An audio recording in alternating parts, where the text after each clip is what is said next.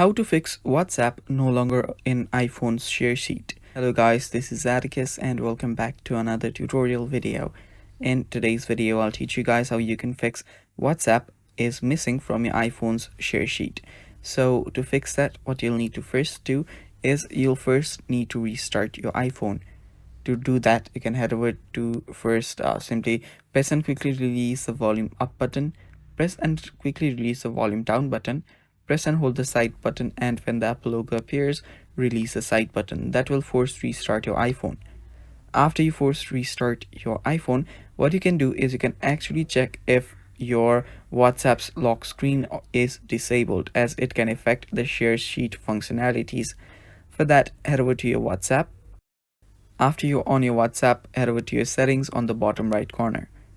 Tap on your settings, and then here you can see an option called privacy. Head over there, and after you're here, scroll down, and there you'll find an option called app lock. Tap on it and simply turn off your require face ID. After you do that, what you can then do is you can head over to your app store and search for WhatsApp. So let's search for WhatsApp. And after you search for WhatsApp, check for updates.